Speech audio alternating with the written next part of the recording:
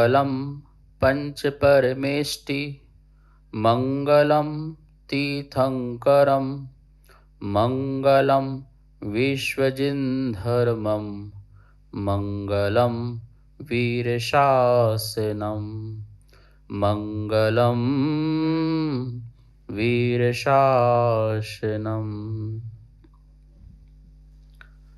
हम लोग आज से एक नया विषय प्रारंभ करेंगे, सुप्रभात स्तोत्र।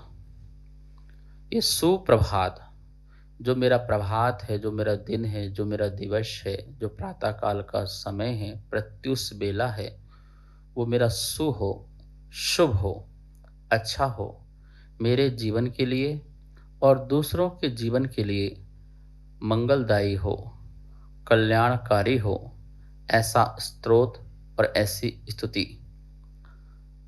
यह सुप्रभात स्तोत्र प्रत्येक व्यक्ति को प्रातःकाल उठ करके पढ़ना चाहिए, सभी को पढ़ना चाहिए।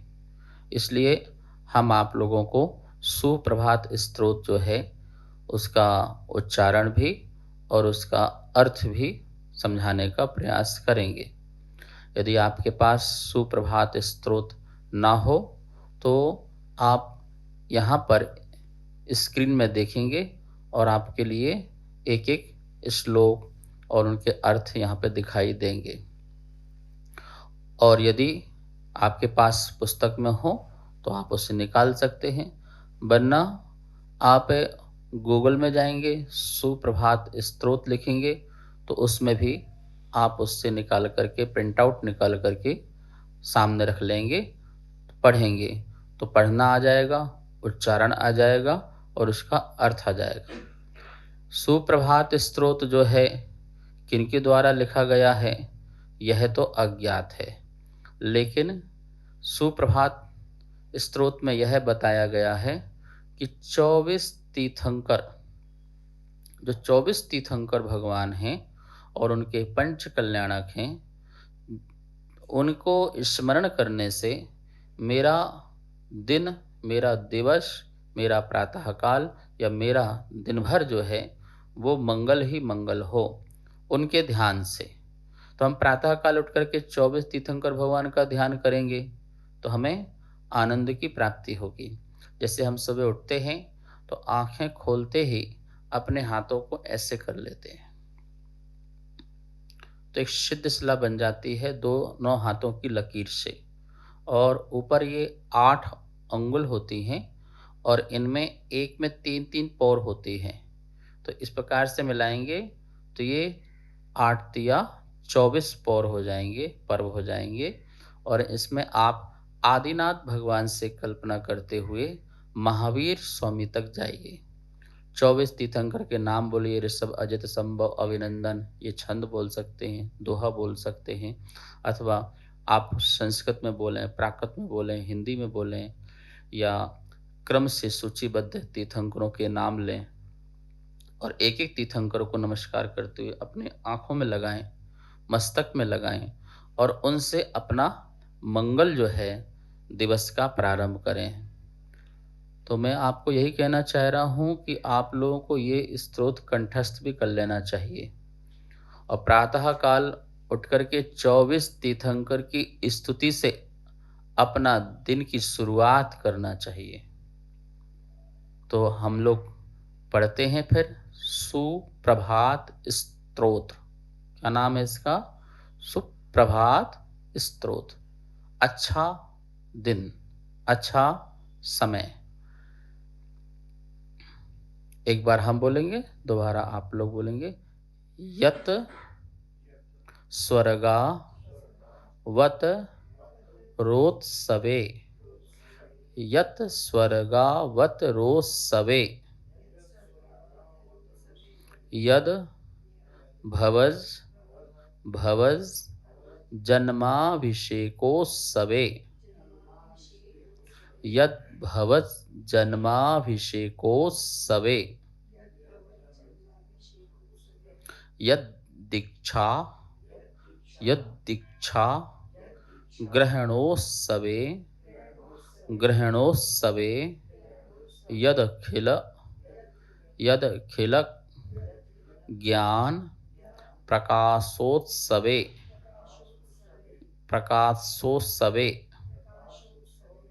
यन निर्वाण गमोत्सवे यन्निर्वाण गमोत्सवे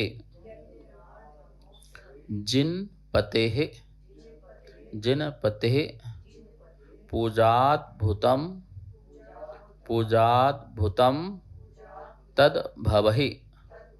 तद्भवहि संगीतस्तुति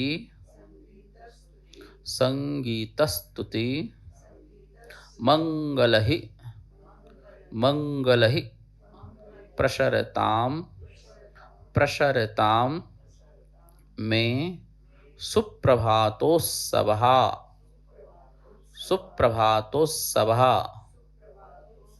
हाँ, एक साथ पूरा छंद पढ़ेंगे। यत्स्वर्गावतरोत्सवे यद्भवत् जन्माभिषेकोत्सवे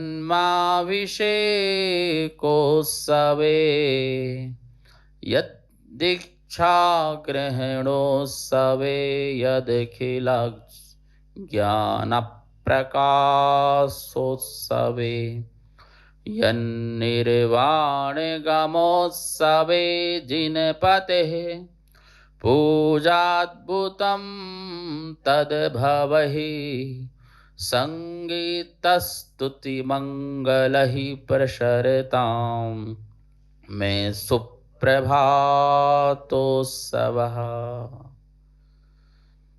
ये श्लोक के माध्यम से 5 जो कल्याणक होते हैं उसमें होने वाले जितने भी मंगलनाद हैं उन मंगलनाद से मेरा दिन जो है अच्छा हो, ऐसी बात करेंगे। पहले अपन एक एक शब्द का अर्थ समझते हैं। जिन पतेः, जिनेन भगवान के, यत स्वर्गावत रोत्सवे, जो स्वर्ग से गर्भ में आने के समय किए गए उत्सव में, यत जन्माभिषेकोत्सवे, जो जन्माभिषेक के समय किए गए उत्सव में, यत दीक्षा ग्रहणोत्सवे, जो दीक्षा ग्रहण के समय किए गए उत्सव में, यत अखिल ज्ञान प्रकाशोत्सवे, जो केवल ज्ञान प्रकट होने के समय किए गए उत्सव में, यत निर्वाण गमोत्सवे, जो मोक्ष प्राप्ति के समय किए गए उत्सव में, पूजाद्भुतम, आश्चर्यकारी पूजा अभवत हुई थी, तद्भवहि मंगलहि, उसी प्रकार मंगल रूप संगीत स्तुति गायन स्तुति से मैं सुप्रभातोत्सवः, मेरा सुप्रभात का उत्सव प्रसरताम, फैले या प्राप्त हो। ये पहले छंद का अपन ने अर्थ समझा। इस सुप्रभात स्तोत्र में कुल 16 छंद हैं, 16 हैं, ठीक है ना। ये 3 छंदों में पूरा सुप्रभात है। 3 प्रकार के छंद हैं। उन 3 प्रकार के छंद में यह पूरा सुप्रभात स्तोत्र जो है संपन्न होता है। और 3 प्रकार के छंद में जो है कुल छंद जो हैं वो 16 हैं। हम पहले छंद का अर्थ समझ रहे थे। यहाँ पर 5 कल्याणक सभी को याद होंगे। गर्भ कल्याणक, जन्म कल्याणक, दीक्षा कल्याणक, जिसे तप कल्याणक भी कहा जाता है, ज्ञान कल्याणक और मोक्ष कल्याणक। जिस जीव ने पिछले भाव में तीर्थंकर प्रगति का बंध बांधा है, उन जीव का पंच कल्याणक संपन्न होता है। विदेह क्षेत्र में 5 कल्याणक भी होते हैं, 3 कल्याणक भी होते हैं और 2 कल्याणक भी होते हैं।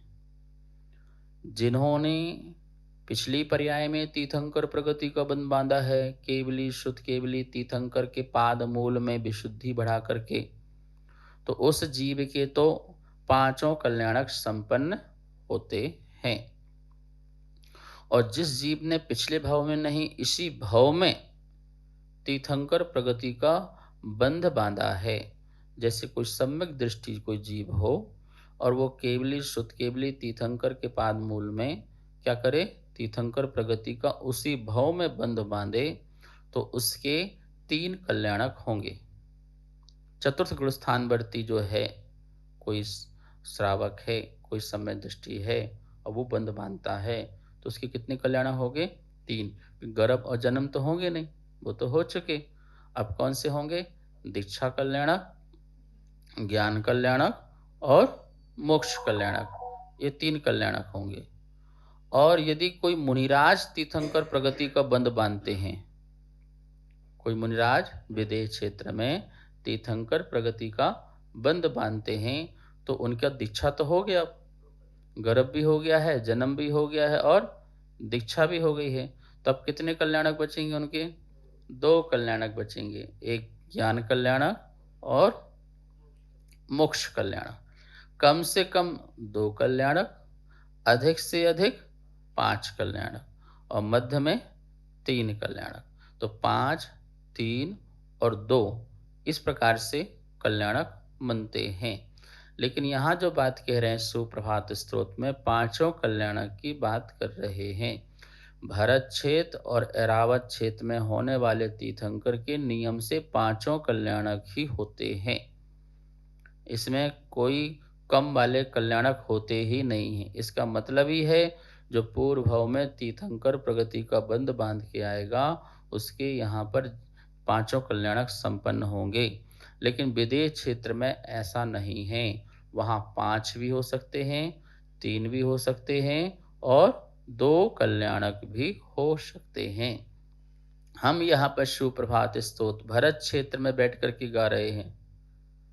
भरत क्षेत्र के भी भारत देश में रह करके, जहाँ पर 24 तीर्थंकरों का जन्म हुआ है और स्वधर्म इंद्र ने सभी का पंच कल्याणक संपन्न किया है।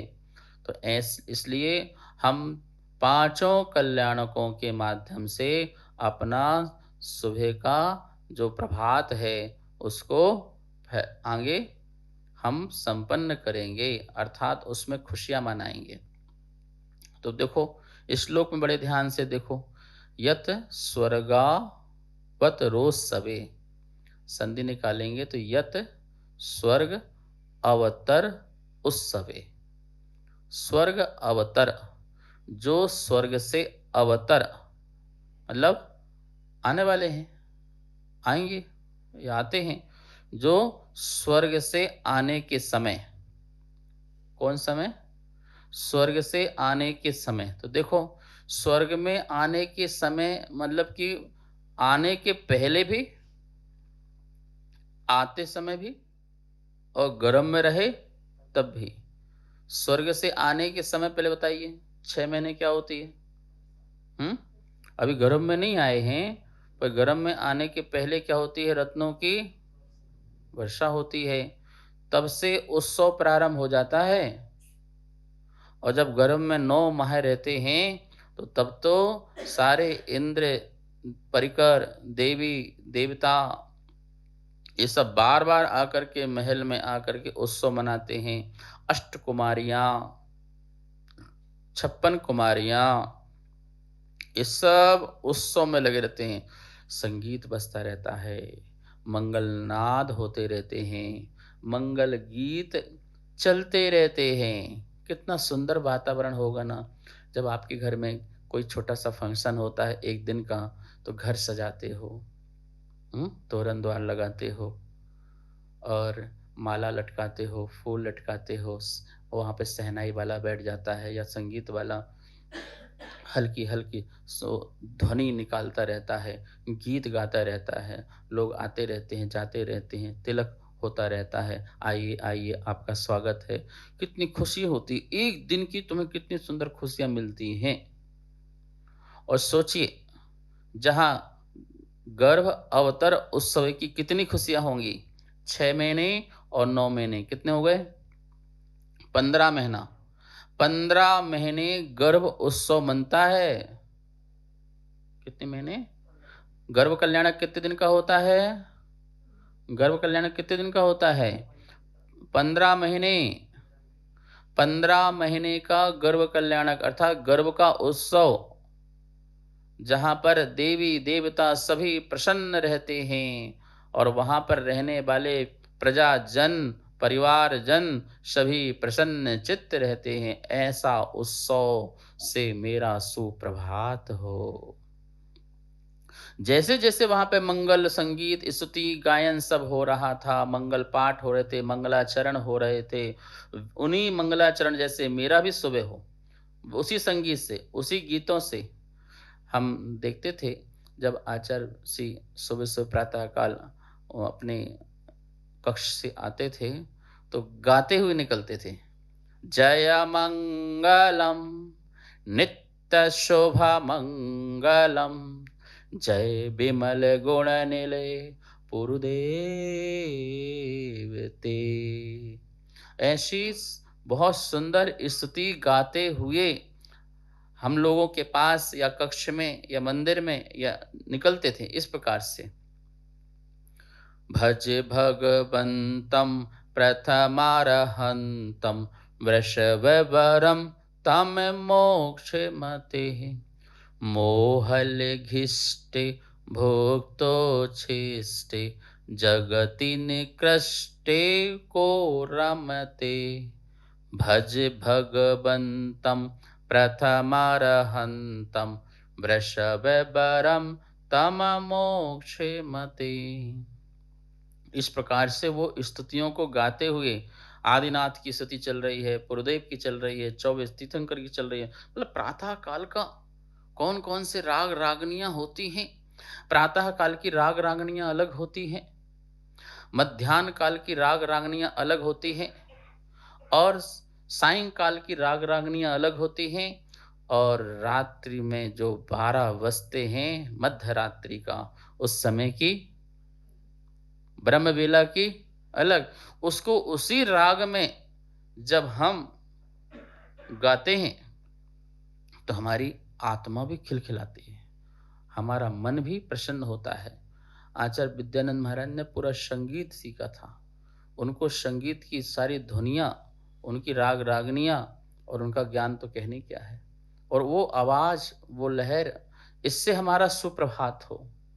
तो मैं यही कह रहा हूँ कि ऐसे ही हम सब लोगों का सुप्रभात हो, हम सब लोगों का सुप्रभात हो, हम ये चाहते हैं।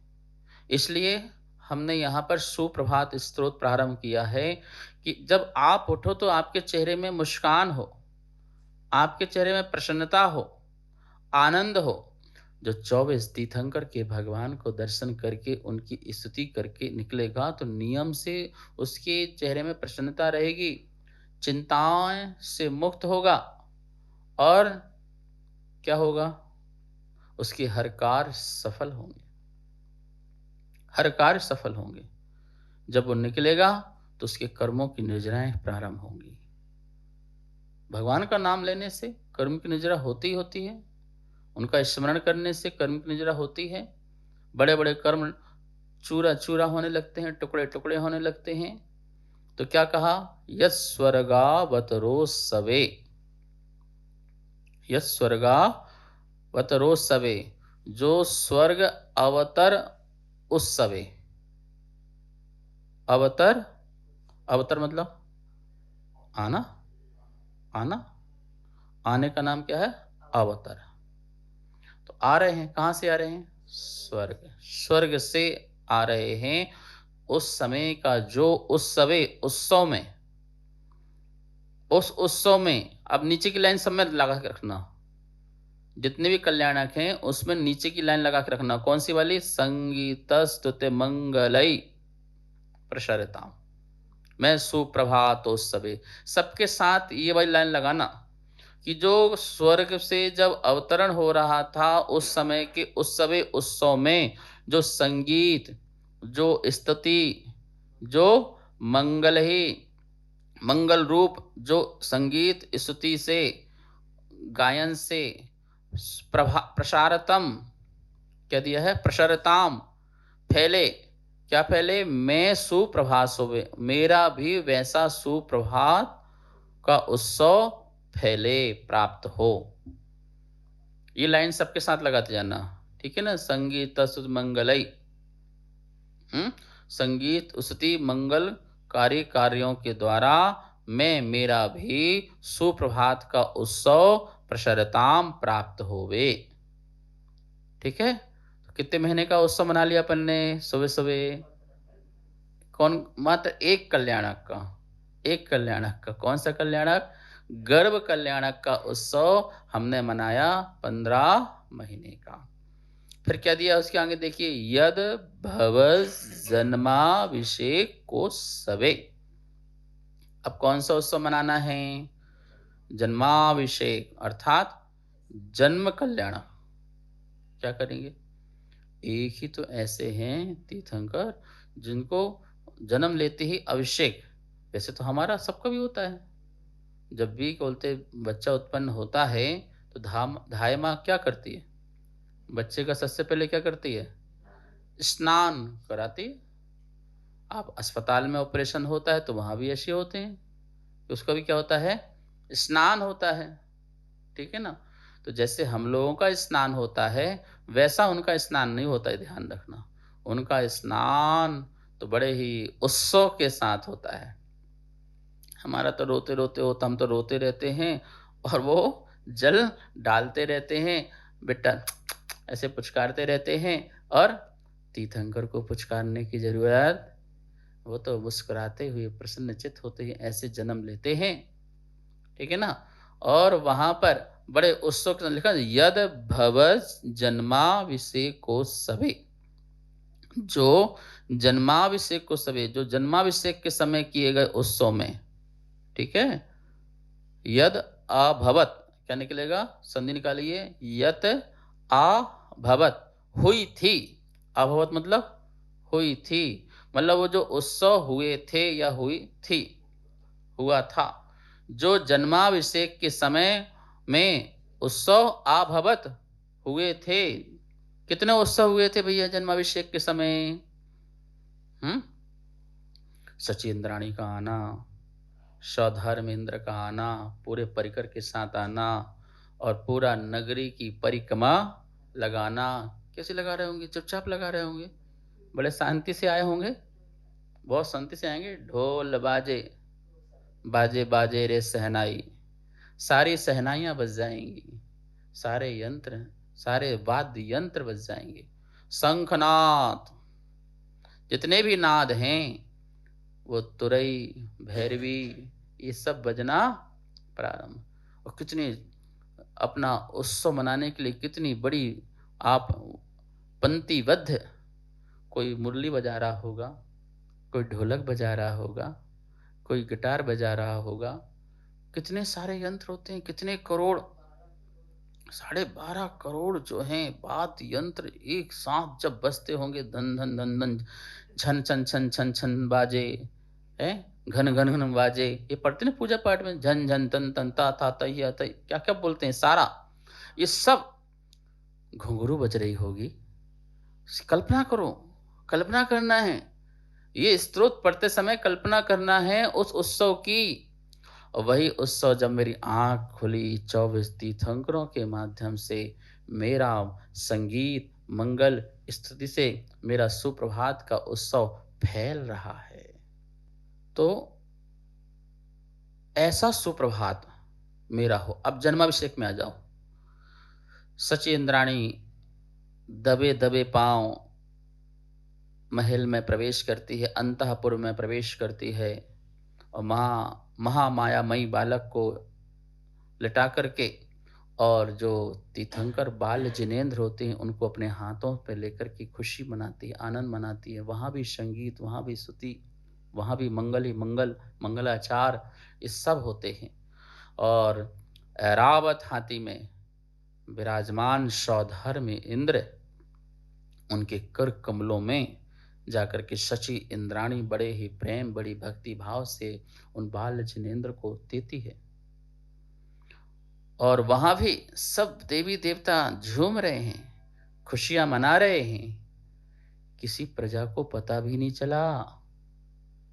हम्म नहीं तो जाके माता पिता को खबर कर देते, तुम्हारा बालक तो गया, ठीक है ना। और आए और अदृश्य रूप में उनको लेकर के कहाँ चले गए? पांडुशलाम। सहस अठोत्तर कलसा प्रभु जी के सिर ढोरे। 1008 हाथ बना करके उनमें बड़े बड़े कलश क्षीर सागर से पंक्तिबद्ध देवी देवता एक दूसरे को देते हुए क्षीर सागर से लेकर के, देखिए विदेश क्षेत्र में मध्य में इससे सुमेरु पर्वत, उसके ऊपर जाकर के पांडुक शिला, वहां से लेकर के पंक्तिबद्ध लाइन लगती, कहां तक लगती है? क्षीर सागर तक। क्षीर सागर तक वहां से एक दूसरे को देते हुए और अभिषेक करते हैं। ऐसे हम भी मंदिर में किया करो, एक दूसरे को देते हुए किया करो, ठीक है ना। छीना छपटी मत करो करो, तू हट मैं करूं, तू हट मैं करूं। यहाँ इस तरफ सौधर्म इंद्र और इस तरफ ईशान इंद्र।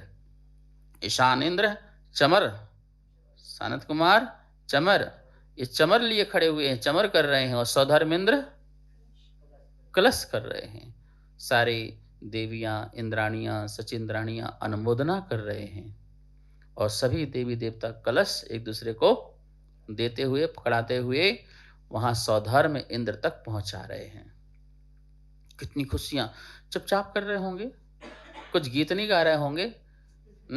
श्री आदिनाथ भगवान का मस्तकाभिषेक, श्री बाहुबली भगवान का, ऐसे गीत चल रहे होंगे। सब देवी एक स्वर में गा रहे होंगे, और कोई पुंगी बजा रहा होगा, कोई तुरई बजा रहा होगा, कोई शंख बजा रहा होगा। कितना सुंदर माहौल होगा, कल्पना तो करो। बोले वैसा जन्माभिषेक में जैसा उत्सव हुआ था, संगीत स्तुति मंगल हुआ था, ऐसे ही मेरा सुप्रभात हो और ऐसा संगीत स्तुति मेरे में भी प्रसार करे, फैले फैले। समझ में आया ना? तो इस प्रकार से अब ये जन्माभिषेक कब तक हुआ था ये, और जन्म उत्सव कब तक मनाया गया था? कब तक? जब तक दीक्षा नहीं हुई तब तक जन्म उत्सव मनता रहा। तो एक दिन का जन्म उत्सव थोड़ी होता है। जब तक दीक्षा नहीं हुई तब तक जन्म उत्सव चलता रहा। और भी इस विषय में चर्चा करेंगे, बात करेंगे। समय हो चुका है, आज इतना ही। आप सब लोग निश्चित सुप्रभात स्तुति पढ़ के अपने जीवन का सुप्रभात करें इसी भावना के साथ। जा वाणी के ज्ञान से सूझे लोकालो, सो वाणी मस्तक धरो सदा देत हूँ धो। हे जिन वाणी भारती तो हे जपो दिन रेन, जो तेरी शरणा धरे सो पावे सुख चैन। सबको बहुत बहुत मंगल आशीर्वाद। कार्यक्रम पाठशाला के पुण्यार्जक थे श्री दिगंबर जैन मंदिर, लोधी कॉलोनी, दिल्ली।